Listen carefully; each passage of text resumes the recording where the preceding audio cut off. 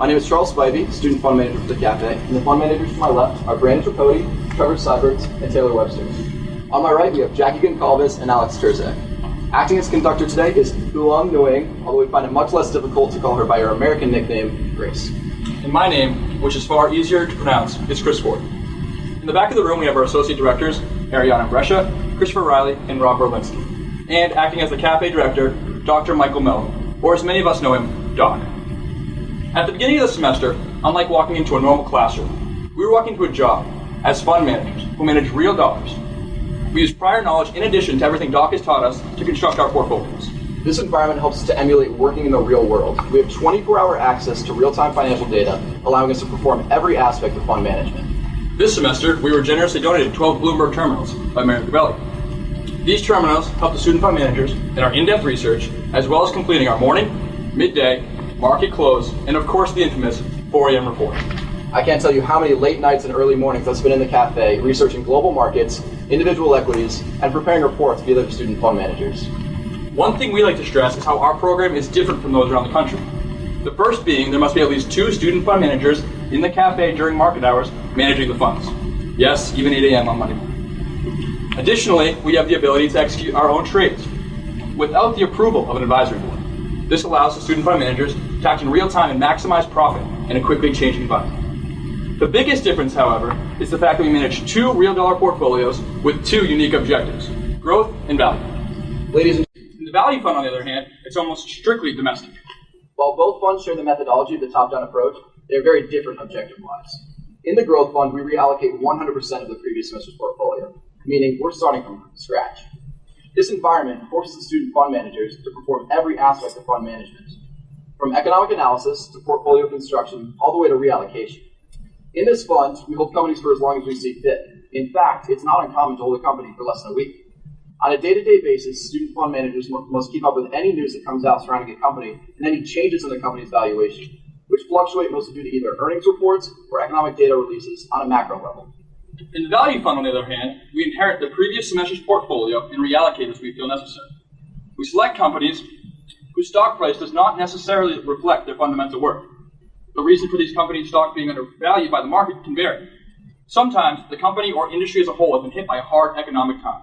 Or maybe a poor quarterly earnings report or some other external event temporarily depressed the company's stock price.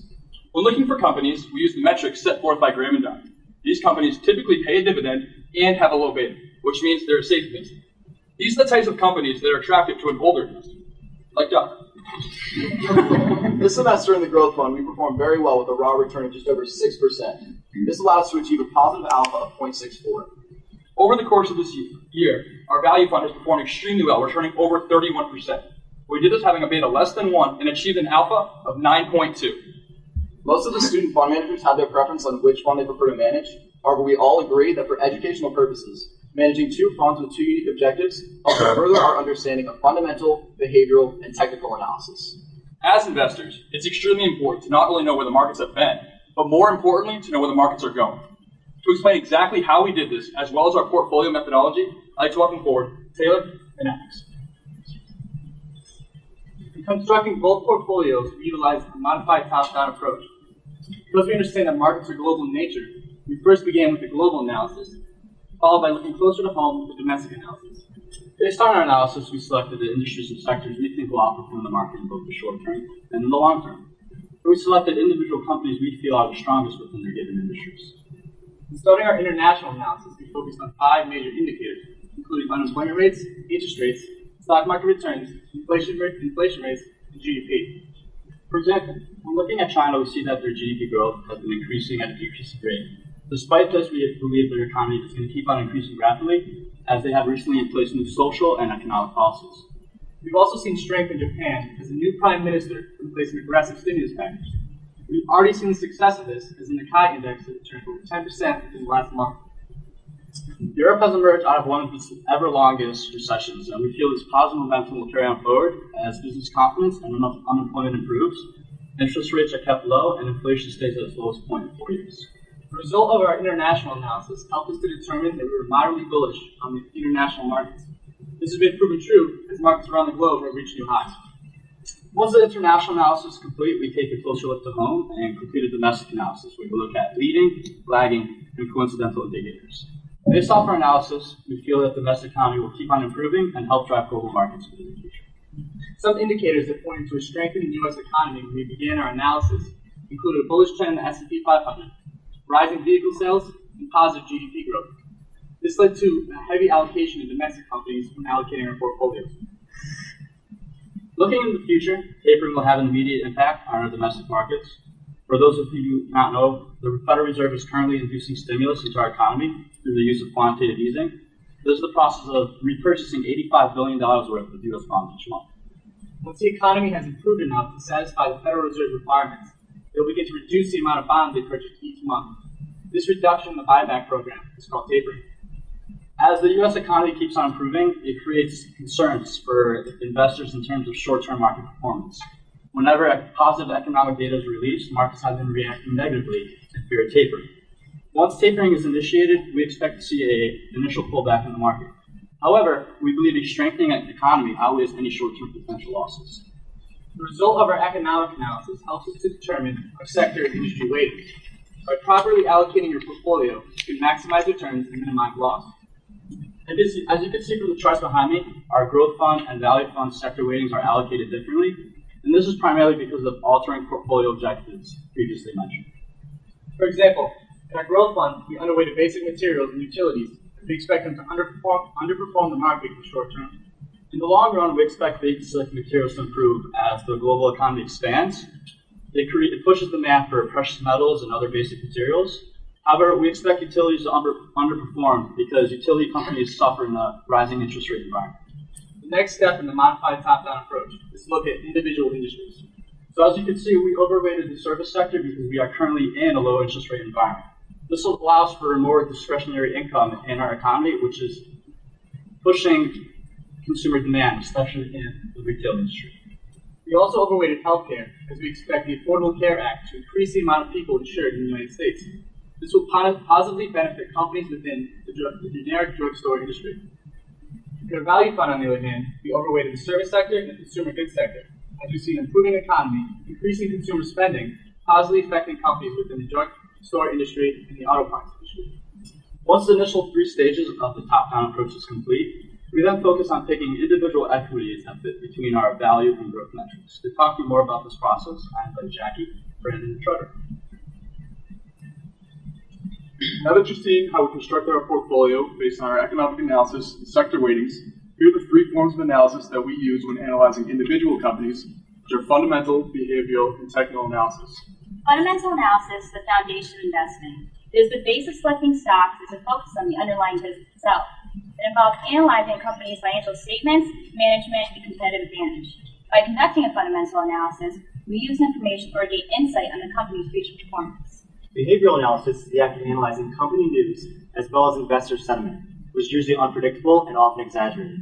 Comments made by big investors such as Carl Icahn and Warren Buffett have all been known to make the markets move in one way or the other. The President and the Federal Reserve are other examples of large market movers. Technical analysis is the final method we use when analyzing the companies that we look to invest in. This is the process of analyzing historical price trends in order to forecast future price movements. And when used in conjunction with fundamental and behavioral analysis, we're able to determine the most optimal time to buy or sell a security.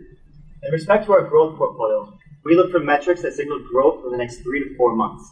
These metrics include a low PEG ratio, a beta higher than 1, strong returns on assets and equity, and a notable difference between trailing and forward PE. And of course, a forward PE that is lower than trailing. For those of you that are unfamiliar with industry evaluation tools, we provided you with a fundamental data sheet that you can find in your packets, which will explain to you each and every ratio that we use when analyzing individual companies. One metric we do want to stress is beta, which is a measure of volatility or systematic risk of security in comparison to the market. Although a beta greater than 1 indicates security is riskier in the market, it also increases potential return. Lastly, we not only evaluate these metrics, but also compare them to the industry average and direct competitor. Within our value funds, we look to invest in financially stable companies that are trading at a discount to their intrinsic value. In order to determine this, we look at several different fundamental ratios, such as price to earnings, price to book, and price to cash flow. It's extremely important that these ratios are lower than the industry averages and the competitors' averages is the signals that the company is being undervalued by the market. However, fundamental ratios aren't the only way to measure value. We want to make sure the company is financially sound with a strong history of generating operating cash flows. When it came to value investing, we followed the golden rule, cash is king. Lastly, we want to make sure this business has a strong business strategy moving forward and positive earnings dynamics. To show you an example of growth through fundamental analysis, here's one of our current holdings, BE Aerospace. BE manufactures cabin interior products for commercial and business aircraft. They have a trailing price to earnings of 25 and a forward price to earnings of 19, signaling that the company has growth potential of 28% going forward. This is due to the fact that they've been able to increase their earnings per share next year in relation to their current stock price today. When purchasing the company, Boeing announced it selected BE as exclusive supplier for oxygen and lighting supply systems. Within holding the company for just 1 month, we've already returned 14%. A company that we currently hold that we feel represents value from a fundamental standpoint is Magna International, a global diversified auto supplier. As you can see behind me, the company has excellent key fundamentals and against that of its industry. It has one of the strongest balance sheets in its sector, and its operating cash flows remain strong. Since holding the company as of April, we've already returned 17%. When dealing with behavioral analysis, different news that comes out will affect the company more in the short or long term. And it's up to student fund managers to determine how this news will affect the company. News more in the short term, such as company buybacks, insider transactions, and new products, are more beneficial to our growth fund because we're looking for larger gains in a shorter amount of time. News affecting companies more long-term, such as new factories or value play, and looking for consistent gains over a longer amount of time. A company we currently hold in our growth portfolio is SodaStream International, the manufacturer of in-home beverage carbonating systems. The company just recently released their environmentally friendly flavoring cups and has shown strong cyclicality in the fourth quarter, meaning stock price performed well towards the end of the year. One of the company's products was the #1 Christmas gift last year, and we see this as a very strong play going back into the holiday season. The company in our value fund with strong behavioral news going forward is the credit services payment company American Express. Mobile payment purchases have a compounded annual growth rate of 12%. With 85% of the world currently without a credit card, we see this as a great opportunity for the company to expand and continue to grow by converting these people into making credit transactions. American Express also announced a deal with U.S. Bancorp, which by mid-2014 will give access to American Express cards to over 3,000 branches nationwide. Following this announcement, the stock price rose over 2% that day, and we only expect it to increase over the future. As mentioned earlier, technical analysis is the act of analyzing historical price trends in order to forecast future price movements. Although we use technical analysis with both our growth and value portfolios, it is important to note that they use differently within each portfolio. In respect to growth, we look to capitalize on existing market trends, also known as momentum investing. As Chris mentioned earlier, we have a buy and hold strategy in our value fund. Therefore, we ignore the existing short-term trends within our value investments. Instead, technical analysis is simply used as a way to determine the most optimal time to buy or sell a security when reallocating the value fund each semester. The most common tools for selecting stocks from a technical basis are the relative strength index, stochastics, the moving average convergence divergence. The RSI is used to measure the strength or weakness of a stock to determine if it's been overbought or oversold. Stochastics is a momentum indicator that refers to the current price and a price range over a set period. And lastly, the MACD uses a convergence between the short and long-term moving averages in order to forecast future price movements. An example of how we use technical analysis within our growth fund is shown here with our purchase of Lincoln National Corporation. LNC is a company that operates within the financial sector in multiple insurance and retirement businesses. As you can see from the chart, the stock was trading relatively sideways throughout the end of August and into October. However, we discovered a buy opportunity on October 11th after analyzing the MACD indicator. The green line is the short-term moving average, while the red line is the long-term moving average. When the green line crosses the red line from below, this signals a buy opportunity. As soon as we saw this convergence, we went in and immediately bought the company. You can take a look at the actual price of the stock. Following this convergence, you can see the price from an upward trend over the next 2 months. Throughout this time period, we were able to generate a return of 18% in the company. Within our value funds, we were able to determine the most optimal time to enter into a long-term position in a very strong company called United Health Group. UNH is the largest health insurer in the United States. On October 17th, the company released earnings that were right in line with Wall Street's expectations. However, their full-year forward profit guidance for 2013 were a little less than analysts expected. This resulted in a 5% decline in the stock price in just 1 day due to this news. After closely analyzing technical charts on UNH, we were able to determine the stock had been oversold by examining the RSI. When the RSI dips below 30, the signals the stock has been oversold. As soon as we saw this dip, we went in and bought the company.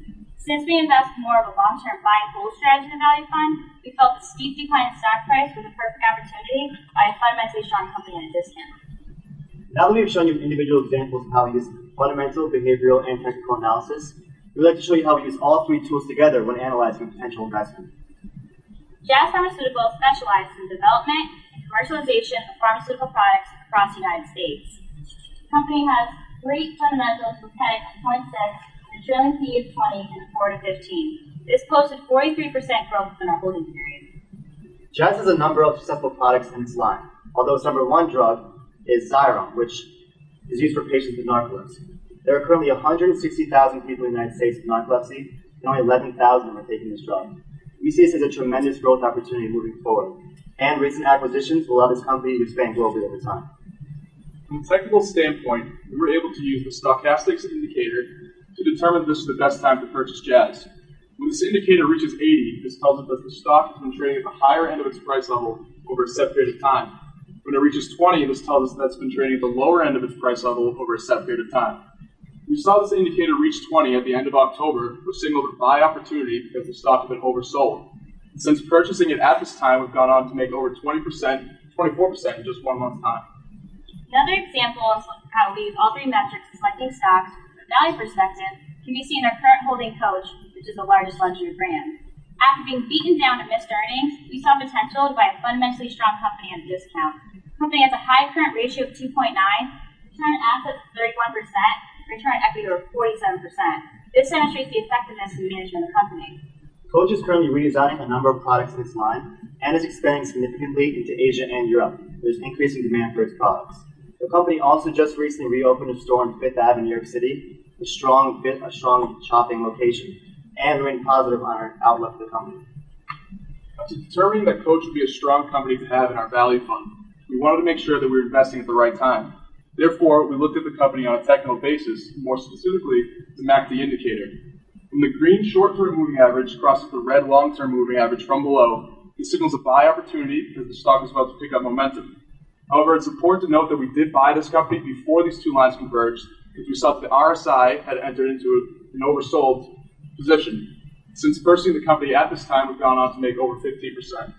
Now to talk to you further about portfolio composition as well as portfolio performance, we'd like to call up Taylor, Charles, and Grace.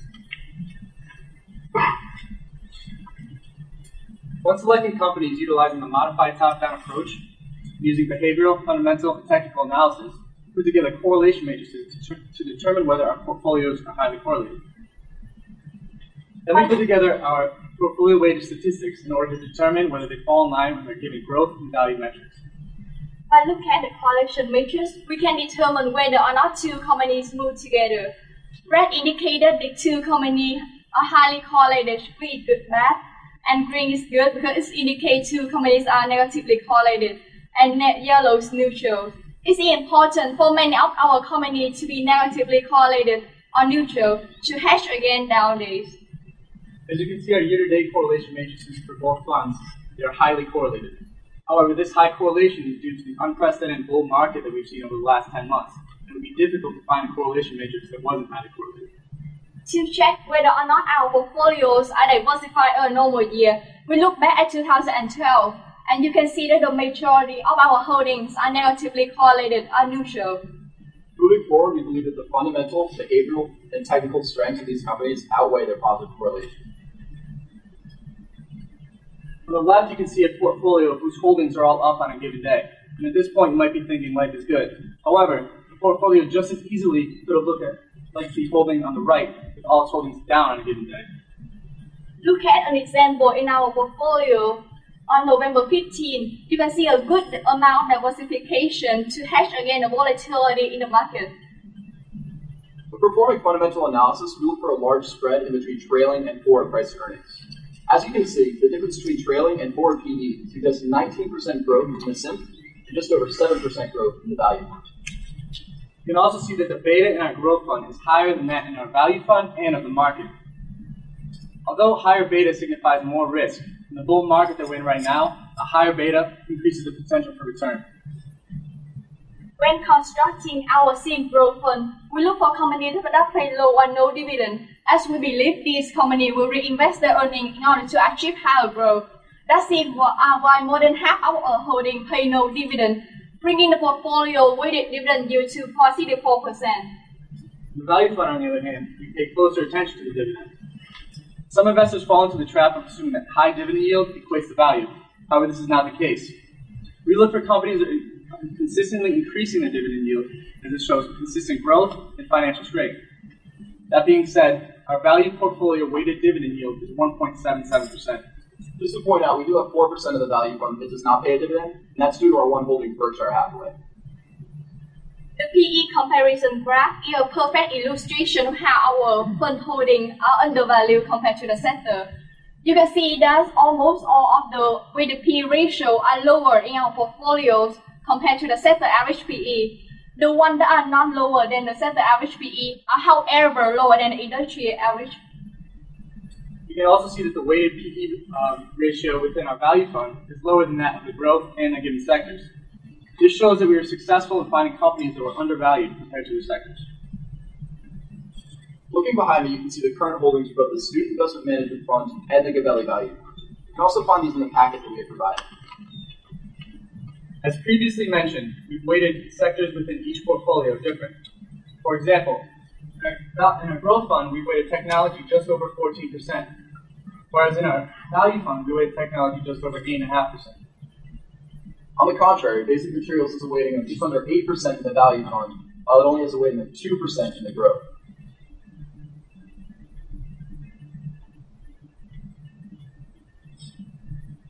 Behind me, you can see a graph comparing the seed growth fund performance to the S&P 500 and 3 other mutual funds with similar objective as ours. And this graph represents holding period yield. During our holding period from October 15th to December 2nd, we were able to outperform the market by 39 basis points. We were also able to outperform two of our close competitors, including Wells Fargo and Fidelity. One competitor we did underperform, however, was the Gabelli Large Cap Growth A Fund.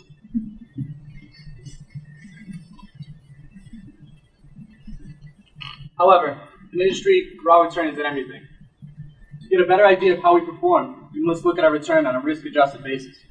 You see that we're calculating the chance and alpha, which determine whether or not a portfolio is getting an asset return for a given level of risk, and a positive alpha is what student fund managers strive for. On October 15th, the SIMP began with just under $94,000. As of December 2nd, we passed the $100,000 mark. Looking at the graph, alpha is represented by the difference in the expected and actual return. Given our level of risk, we should have returned 5.8%. However, we actually returned 6.44%, giving us a positive alpha of 0.64. Moving on to the value fund, you can see its year-to-date raw return compared to the S&P 500 and 3 other mutual funds with objectives similar to ours. Since January 1st, the value fund has been able to outperform both the market and 3 of its close competitors, including BlackRock, Fidelity, and yes, even our business school's namesake, the Gabelli Large Cap Value Fund. Usually, a portfolio that have a beta lower than market will also have a lower return. However, our value fund was still able to outperform the market, even with a lower beta. On a risk-adjusted basis, the value fund performed even better. With a low average beta of 0.79, the fund should have returned 21.96%. However, we were able to return over 31% during our holding period. We attribute our success to the intelligent allocation of our assets and in-depth analysis during our holding period, and that brings our alpha to 9.2%. Some of you may notice that the difference between our starting and ending value shows more than a 100% return. However, this is due to the generous donation we received back in August from Mario Gabelli. Now that you have heard how we created our portfolios and our performance, we have a few companies for 2 different objectives moving into the future. For those of you that are riskier investors that are willing to reap the rewards of growth stocks, we have a couple of recommendations from our own growth fund that we'd like to present to you today. The company we recommend that we currently hold in our growth portfolio is Galaxy Entertainment. Galaxy Entertainment is an investment holding company that owns and operates hotels and casinos in Macau. As Macau is the only region in China legalized gambling, this company has solid growth. We're also set to invest $5 billion in Japan and Taiwan if gambling is legalized in those regions.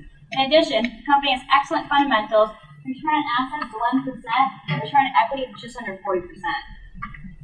Another company and growth fund that we would highly recommend right now is BF Corporation. BFC designs and manufactures various apparel products, primarily in the United States and Europe. They have an extremely diversified product portfolio with brands ranging from Timberland, North Face, and Wrangler. Although much of their growth recently has come through acquisitions, management expects 80% of revenue growth over the next 4 years to be organic. In addition, the company is expanding internationally by moving into global markets throughout the Asia Pacific. By having such a large exposure to so many different countries throughout the world, the company can hedge themselves against a slowdown in consumer spending in any given country.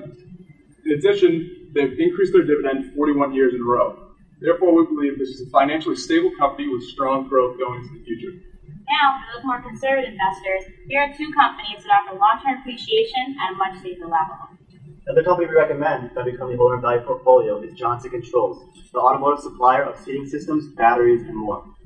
Johnson Controls is a leader in its industry in annual sales, and they're expanding to new locations in China over the next year. The company is also working on their micro-hybrid systems, which are 15% more efficient than regular hybrid systems. And the company's fundamentals signify that it is undervalued in respect to its industry as a whole. National Oil of Arco is another company we currently hold in value. NOV is the largest equipment provider for oil and gas drilling and operates in over 900 locations worldwide. We recommend NOV for a number of reasons. First off, this revenue stream has been on a consistent rise since the company's inception in 1862. And we feel this is one of the primary reasons that the company recently initiated a dividend in 2009, which has also been steadily increasing. Not only does NOV have a higher return on assets and equity compared to the industry average, we also expect it to capitalize on strong growth prospects in its subsea equipment division. As oil producers are now rushing to commence drilling projects and build new equipment, we expect long-term capital appreciation in the country. Now that you've heard a couple of recommendations from our two funds, we'd like to talk to you a little bit about the lessons we learned throughout the semester as student fund managers. One of the most important lessons we have learned during the semester is to calculate our data. Since there are many different resources with conflicting information, we decided to calculate our own data in order to verify that we are using the correct number. For instance, we calculate our beta by running regression. When evaluating our value holding, we took one step further to calculate the liquidity, activity, profitability, and the leverage ratio, and define the trend of each ratio to see if a company was improving over the long run. Secondly, a direct competitor's behavioral news is just as important as any industry-related news. Therefore, it's really important to have a keen eye on your competitor's operations, because in most cases, your stock price is directly correlated.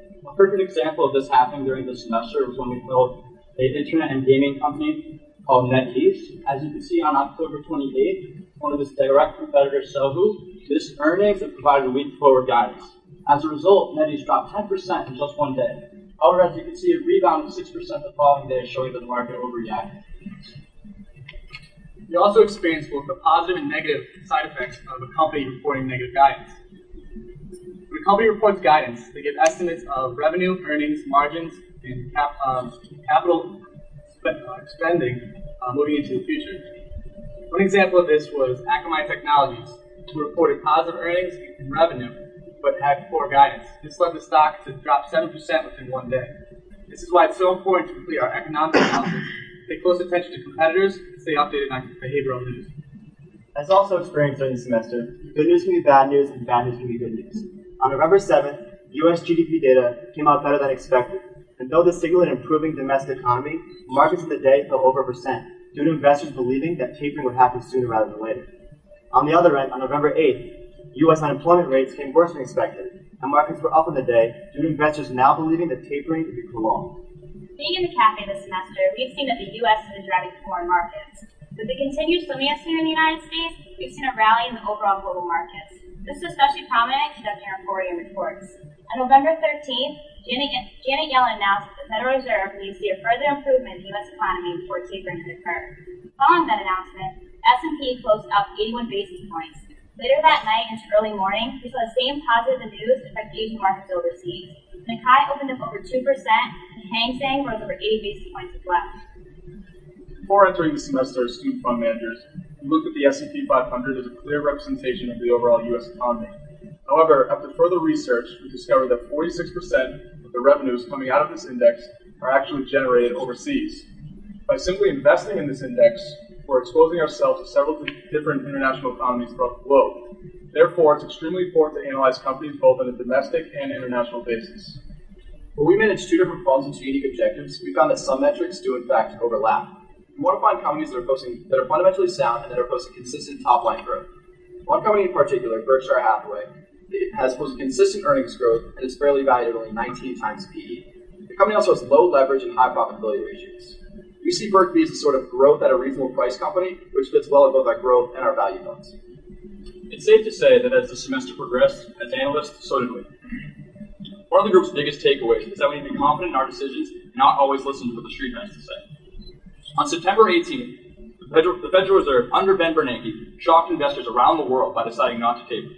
We were so caught up in the certainty that we would in fact taper, we did not prepare our portfolio adequately and missed on potential gains. Over the few months we've been in the CAFE program, we've gained the experience and confidence to stand behind our decisions with real dollars on the line. As you all just heard, we learned a great amount this semester about both domestic and international investments. This is an experience that can't be found in any other school. We all feel as though we are adequately prepared now for after graduation and working in real industry.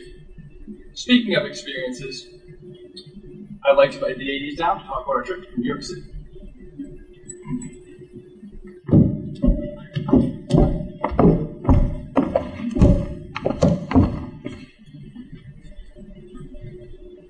Before we open up the floor to any questions you might have, we'd like to introduce to you another unique factor that the CAFE program presents. That is the ability to travel to international markets and learn more about the world of finance. We had the chance to travel to New York City to present our portfolio methodology as well as attend a few seminars. The first stop on the trip included a visit to Gabelli Asset Management Company, or Camco Inc. for short. While there, we were able to present our value fund's performance and methodology to individuals currently employed there. Following the presentation, the student fund managers had the chance to learn a little bit more about the Gabelli methodology. Following